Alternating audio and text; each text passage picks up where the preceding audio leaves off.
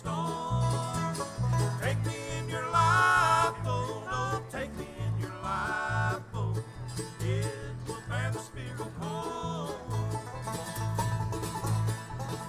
Now come, brother, sister, and don't fall asleep. Great men night and day, or you'll perish in the deep. Father and mother are praying so loud. Oh Lord, won't you take us in your lifeboat? Take me in your lifeboat, oh, take me in your lifeboat. It will stand the raging storm. Take me in your lifeboat, oh, take me in your lifeboat. It will bear the spirit home.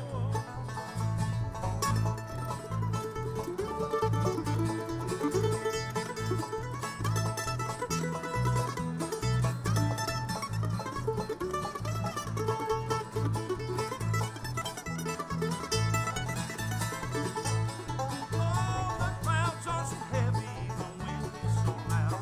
Lightning is crashing, thunder in the clouds. We pray to the shipmate for what he has done.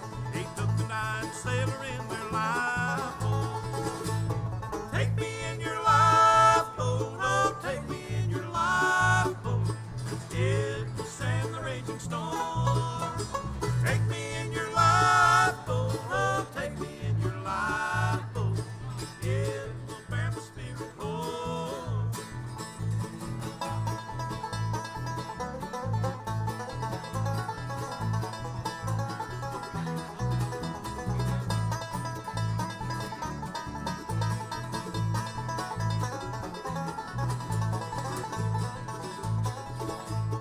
Take me in your lifeboat, oh, take me in your lifeboat. It will stand the raging storm. Take me in your lifeboat, oh, take me in your lifeboat. It will bear the spirit home.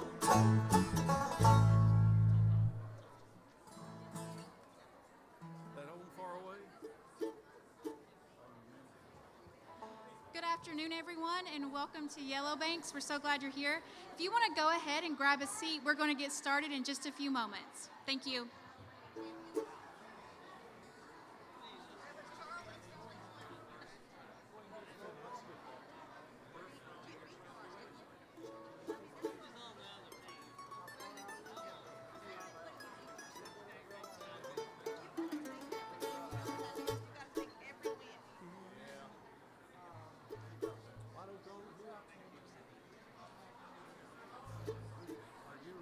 Yeah, I'll eat it. You read it.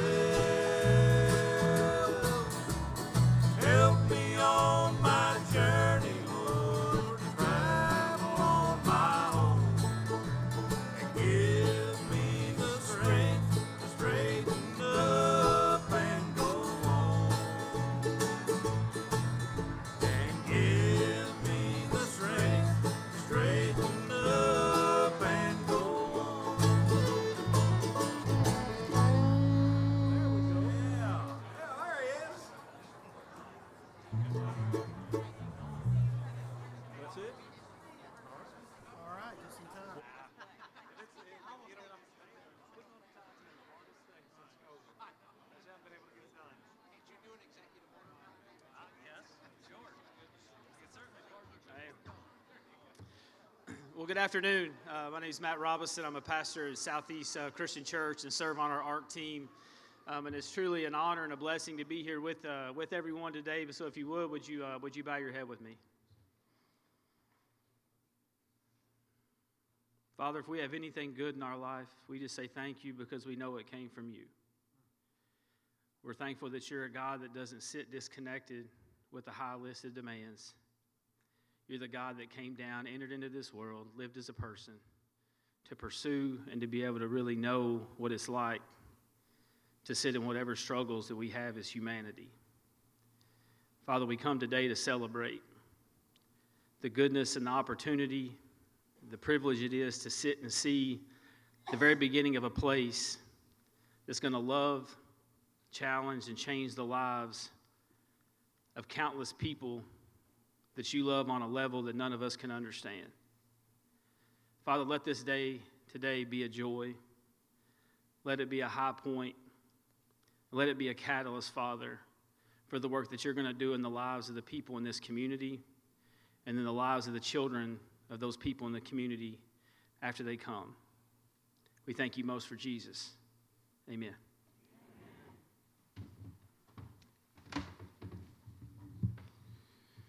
I want to welcome everybody here to the Yellow Banks Recovery Center. We're so excited to be in this community, and we appreciate the welcome that we've received here. And we want to allow Candace Brake, the President and CEO of the Greater Owensboro Chamber of Commerce, to come and welcome you to this beautiful town here on the river.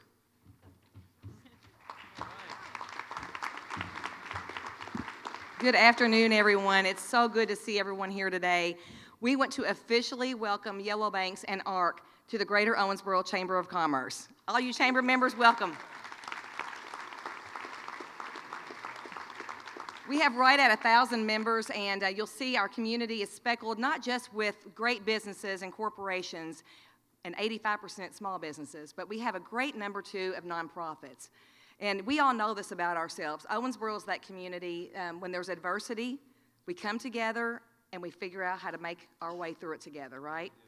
So today we celebrate bringing everyone along with us, because in these days we need each and every one of us, and that's what recovery is all about. It's getting those of you who we need back in our communities, living lives that you deserve and that we want you to live right alongside of us. So welcome everyone. It's such a pleasure to be here, and you all will, I'm sure, find out that our community is not just resilient, but we're going places, and we'll do that with you.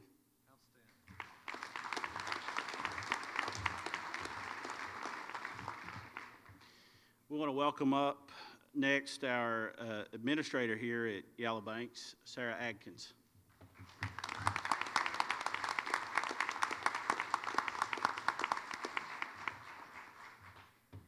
Thank you, Tim. Thank you, Candace. Thank you to Governor Beshear, Representative Miles, Judge Caslin, Mayor Watson. Thank you to all of our distinguished guests to be in here today. I know I've seen some city commission folks as well as some of our judges and other elected officials, so I just want to thank you all for being here to support us.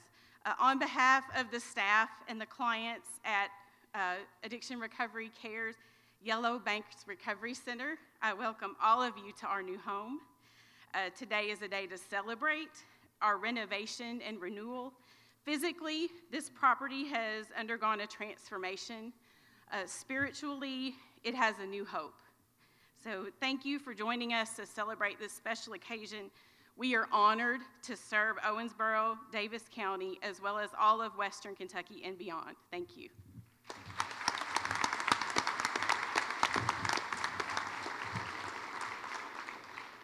We know this community is known for bluegrass music, for the Bluegrass Hall of Fame here, and that's why we brought some East Kentucky pickers that played with you, Don Rigsby and the Hill Country Band that worked with us at ARC, and so they were opening up for you, and as we finish, they'll be back up on stage, and myself, I'm a huge bluegrass fan, so I feel at home here listening to the music that they're playing and knowing that this is a town that's full of good people that like good bluegrass music. We're going to welcome up the Daviess County Judge Executive, Charlie Caslin.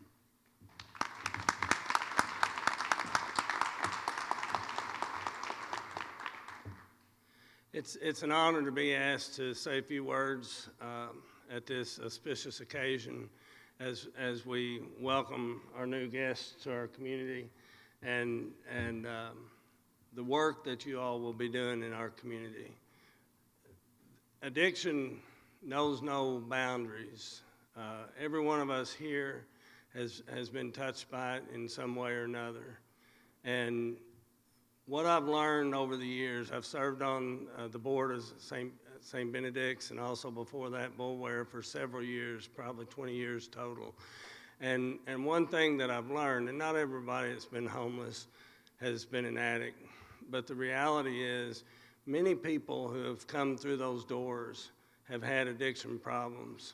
And I know we have, as Candace Brake said, we have a community that's warm and that's giving and supportive, and to be here on this day as we open the doors, as we do the ribbon cutting for this.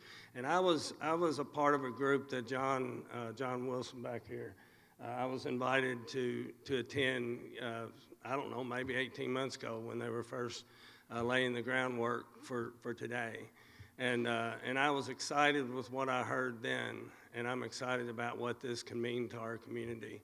And not only our community, that they're going to be serving folks throughout the Commonwealth here in our community. And I look forward to the good that they can do. So thank you.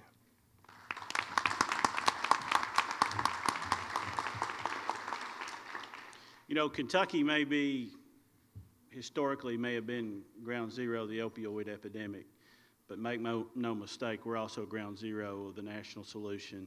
There's no other state making a bigger effort than what Kentucky's doing in this. And one of the reasons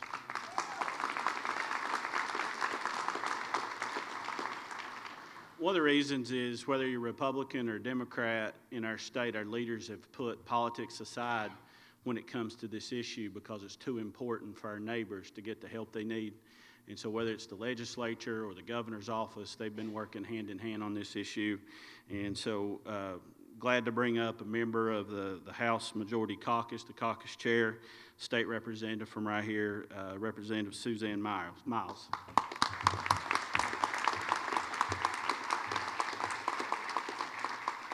Thank each and every one of you all for joining us today. Most importantly, I wanted to specifically speak to the residents today.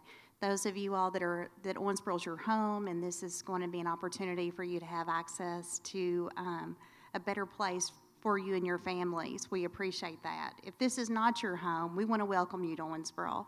We want you to know that this is a community where I think you will see with the audience that's here today and everywhere you go, I hope you recognize the grace of our community.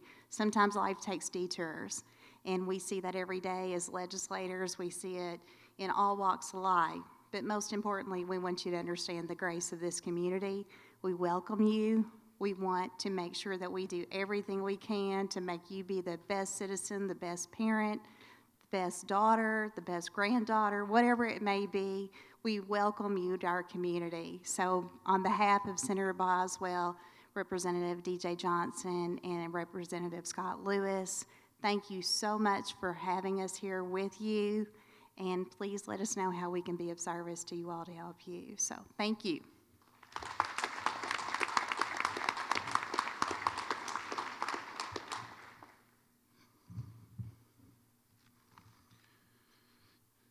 We also want to recognize the Mayor of Owensboro, Tom Watson, who's here with us.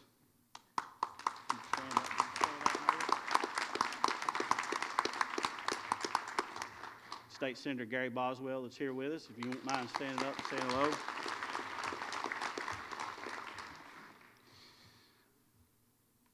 One of the things I've learned is nothing happens without relationships and partnerships. And one of the great partners that I've met along the way as we've developed facilities is the next person who's going to come up and tell you about what this project's meant to him. I met Brian Forrest a little over 2 years ago, and we decided to do this project together, and his company has put together the development. They've hired the construction, and they've done a beautiful job creating a place where our neighbors who come here can have the dignity of a nice place to come and get the help they need. So right now, I'm going to ask Brian Forrest with BTR 28 LLC, our developers on this project, to come and talk about the project. Thank you, Tim. What a great day it is in Owensboro.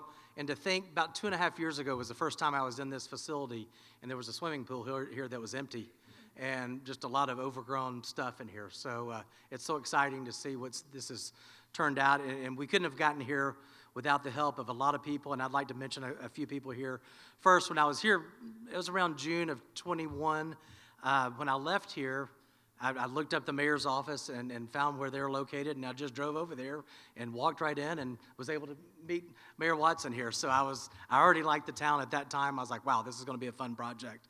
But we couldn't have done it along the way without, of course, his help, the planning and zoning, Mr. Brian Howard, and then Nate Pagan, which is the city manager. They've helped immensely to get this project over the finish line.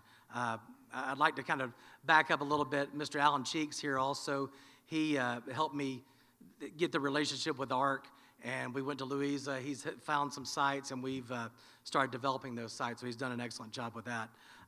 Churchill McGee Construction is the main contractor here. They're out of Lexington. Mr. Jim Bowers here somewhere. He actually lived here during the construction, and so I blew him up every day, and he loved me and hated me most days, I think. So, but he's done a great job. The lending on this is through Republic Bank in Louisville. Ben Talbot, he's done an excellent job. But the coolest thing I think has happened here, other than making it what it is and what it's going to be, we had a terrible flood in eastern Kentucky last July, I guess. And we were sitting here in August of last year, and I had about 250 beds with mattresses, and they were almost brand new. And to throw away 250 beds, you get a bunch of dumpsters and all that. And I was like, we can't do this. Well, then this happened, and I kind of had an idea. I was like, I know a trucking company, Mr. P Express, with Cindy Collier and Jim Bohannon. I just called them. They're out of New Albany, Indiana, and they said, we'll send trucks down there. And then we had some residents come from Crown College, and everyone came together, and it was probably one of the coolest things I've ever seen. And they took all these beds, took them to eastern Kentucky. They furnished them for people that were having major issues. So it was, thank you. That was a cool moment. So anyway, that's the main thing. We're so glad to be here. BTR 28, people ask me what that stands for. My brother-in-law was an addict. Unfortunately, he lost his battle, but his name was Brian Thomas Roby, so it's BTR. His high school football number was 28, and that's why we named it. So thank y'all. And thank you, Mr. Governor. I'm sorry, I had you on the bottom. Thank you for everything you've done. So I have, as Tim said earlier, you know, we get caught up in our Democrat versus Republican. I'm a firm believer that there shouldn't be political affiliations on local and state. And you've done an excellent job the last 3 years for what's going on in this state. So thank you very much.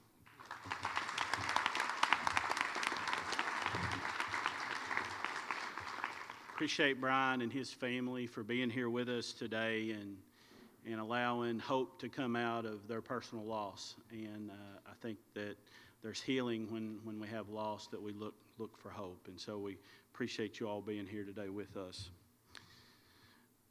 So thank you for those, for all that are joining us here today for our very first residential treatment center in West Kentucky. My name's Tim Robinson. I'm the founder and CEO of Addiction Recovery Care. We are honored to have our governor with us, Governor Beshear, with us today, who's been helping us turn the tide on addiction in our communities.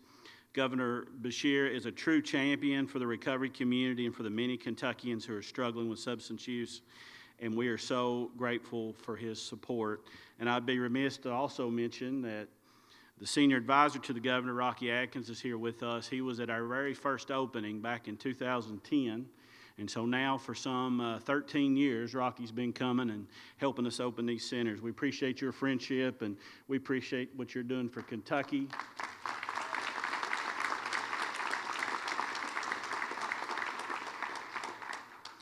I'd like to thank all of our team that have helped to make this day possible, putting on the event, getting the facility ready to go. And as as we think about our beginnings 15 years ago, access to treatment in Kentucky was nowhere what it is today. There was so much stigma around substance use treatment and recovery.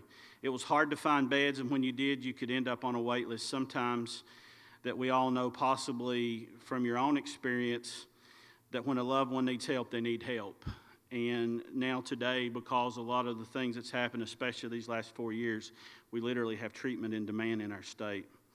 And I know we're here to celebrate this great milestone and how the efforts of so many have allowed Kentucky to open up access to treatment, but we can't forget how far we've come. In fact, a report published earlier this summer by Mental Health America, Kentucky ranks #1 nationwide in our access to adult mental health and substance abuse treatment access.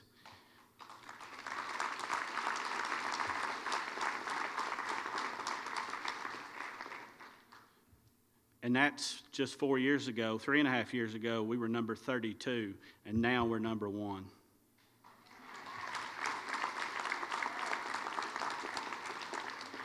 Governor, we went from 32nd to #1 in the last 3.5 years, and this means we're making great strides when it comes to access to treatment for our neighbors.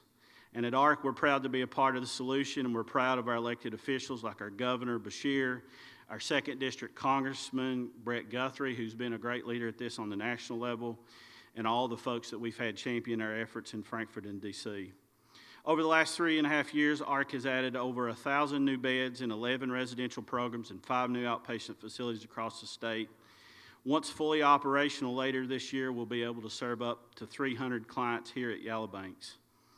And on the other side of the state, down in Rocky Adkins' home area, my home area in Greenup County, we're preparing to reopen the Bellefonte Hospital with the first inpatient psychiatric hospital that we've opened to reopen that much-needed service in Northeast Kentucky.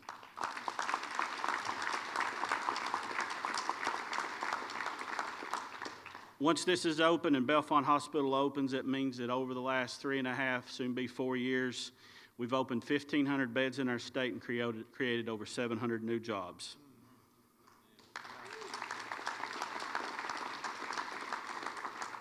We've made progress, but there's still a lot of work to do.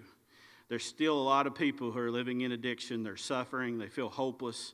They're at the end of the rope, and things can't possibly get any better sometimes for them. But we know that's not true, and that's what we're here for, to know and to show that there's help and healing for those in addiction. Through this team at Yellow Banks, I'm confident we'll be able to save lives and help people find purpose, feel the blessings of recovery, and reunite with their families. As we think about what comes next and our continued efforts in the fight against addiction, I'm grateful to have a governor who has made this battle a priority and who is in the trenches alongside us helping Kentuckians who need it.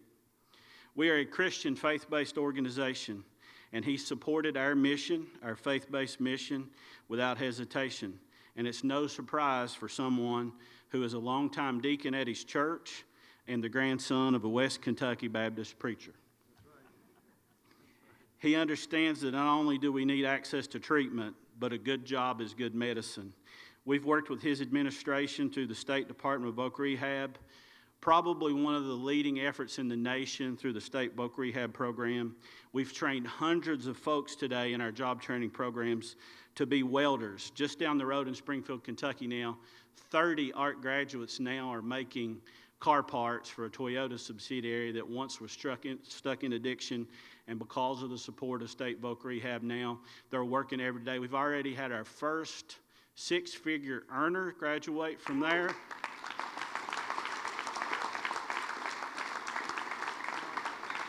And our first homeowner. We're training mechanics, we're training culinary staff, peer support specialists, carpenters. And one of the greatest demand professions we have is nurses, and now in Louisa, Kentucky, we're training CNAs to help with the state's nursing shortage. A lot of that's been made possible because of the partnership we've had with this administration. So now I would like to welcome my friend, Governor Andy Bashir, to this stage.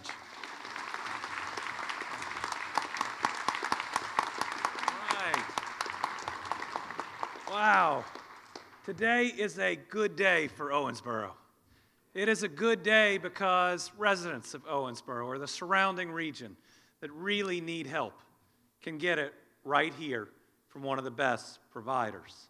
And it's a good day for Owensboro because I'm told there's going to be up to 100 new jobs because of the opening of this facility. Let's give Tim a big round of applause for investing in the region.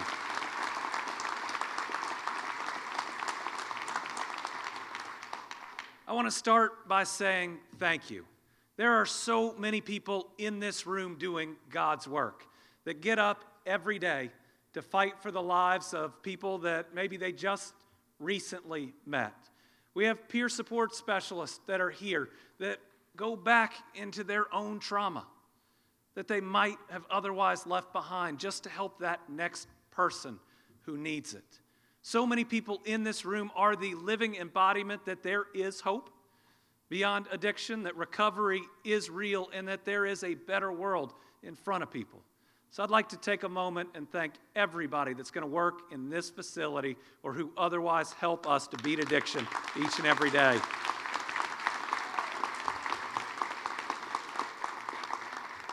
You know, this epidemic has been hard, and it hit us maybe harder than anybody else.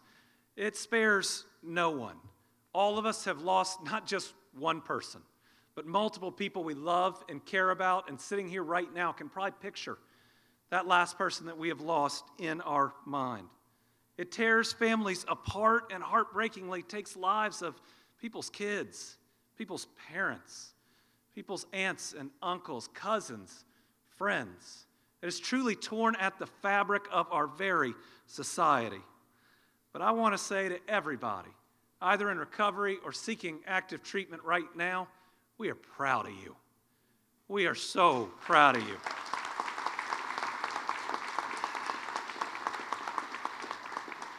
And I think it's important for us to continually say, whether it's your first try, your second try, your fourth, your fifth, your sixth, your eighth, your 14th try, as long as you are trying, we are there with you, we are there for you, and we want the best for you.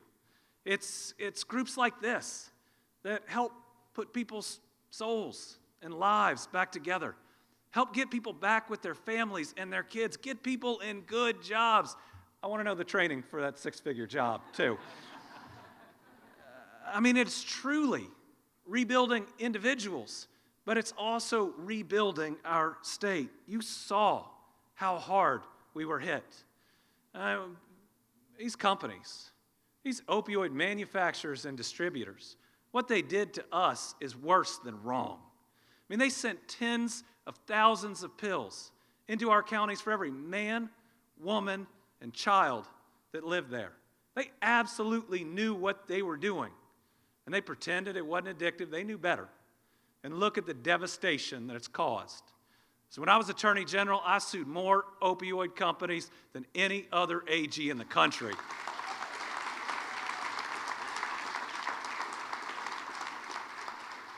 And if I could have found more, I would have sued them too. Because what they did, they should have to pay for. And the dollars that come out of these, yes, it's blood money, but it's going to give us our best chance of ending an epidemic that started in our lifetime, and I believe that we have a responsibility to make sure it ends in our lifetime. This is not something that we ought to leave to future generations. And the work being done here and by so many others is how we get there. You want a little hope? You got to realize, because of the work of tens of thousands of Kentuckians, from law enforcement to treatment to recovery, our faith leaders, and so many more, last year, Kentucky was only one of only 8 states in the entire country that had a significant decrease in overdose deaths.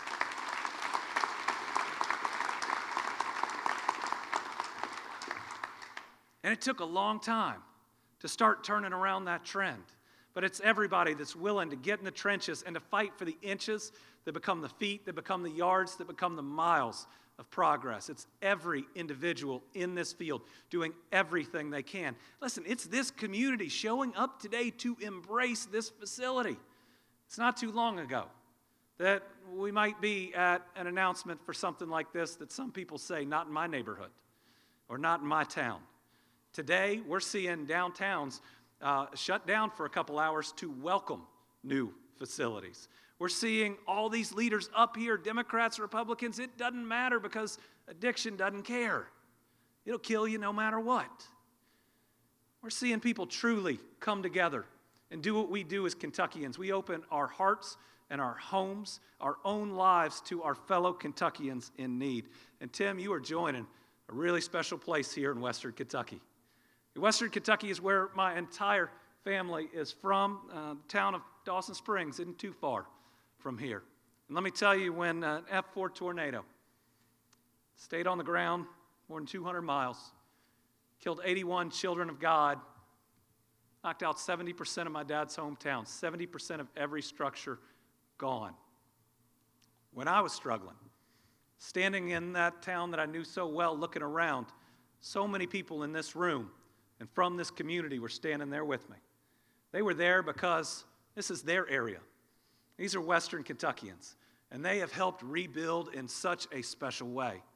I will never forget the moment that I'm having a conversation with somebody, and a guy comes and he puts a business card in my pocket, and he says, "I'm the guy that rebuilt your granddad's church." It was just a couple months after the tornadoes. That community and so many people coming together, hauling out debris, giving even though they didn't have it, and making sure that they were going to have a big sign of hope in that community. And that's exactly what this facility is. Listen, people can walk in and have dignity in their treatment. They can look around and see a top-notch facility built by some top-notch developers. They can go through this journey with so many other people going through the same thing, to lean on each other in those difficult times, to be able to look up and down these halls and know they are not in it alone.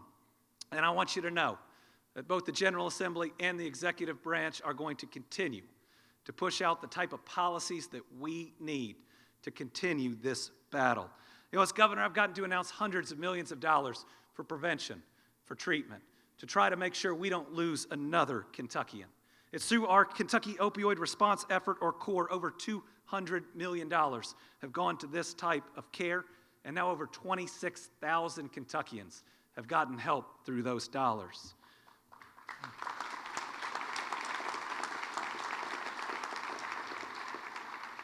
Every year, good legislation comes through our General Assembly. Last year, Senate Bill 90, providing more behavioral health disorder treatment instead of incarceration. House Bill 362, Casey's Law, when you know, especially one of your children are in real danger, the ability to go to court and to do something about it. Earlier this year, House Bill 148 and 248, making things easier and getting into treatment. And we were finally able to announce this year, through one program or another, that cost is no longer a barrier to treatment. If you're ready, we have a bed for you.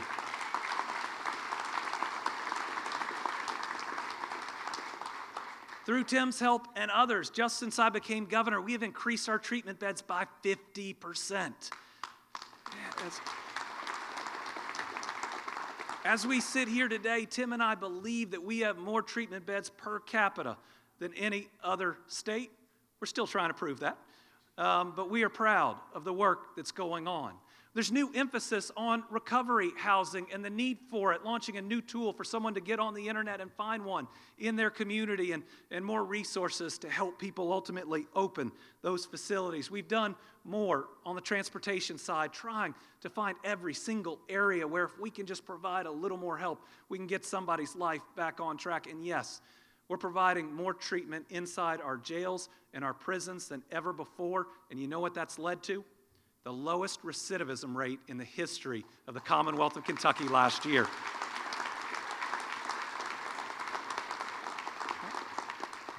And I think that right now, treatment is more important than ever. And that's a statement, having just come out of a pandemic. You know, you could argue that facilities like this are most important in our most difficult time, but think about this. You know, we have more economic development than we have ever seen. Our economy is booming in a special way. We've had our 2 best years of economic development. I think we're in our 3rd. Right now, we have a good job for everybody that we can get trained enough, educated enough, and yes, healthy enough. We have more second chance employment opportunities today in the Commonwealth of Kentucky than we have ever seen. And so if you take ARC's work, the work that's going to be done right here, along with the opportunities that are out there, we have got a chance to do something incredibly special, whether that's address generational poverty or restore hope in places that it's been lost. But we have a place to get people in really good, really stable jobs that help their recovery. This might be our time where we don't just see a little bit of progress day to day, but we see a big leap in progress because we're making sure that not only are we getting people in a good place spiritually and a good place with their health, but we're getting them in a really great job that ultimately can provide that stable way to move forward. And let me tell you, we need you. We need you. Now, we are as hot as our economy has ever been, and we have to fill these jobs. And so to everybody that's working to get themselves back on that track, know that you are an important part of our future. We need you, not just the other way around. So I want to thank everybody here for embracing this facility, for truly living our faith and our values. You know, my faith teaches me that second chances are part of our job, that we are called to provide them to our fellow human being. And today, we're not only living those faith and values, we're not only creating 100 new jobs here in Owensboro, but through the work, we're going to save so many lives right here in this facility. God bless you.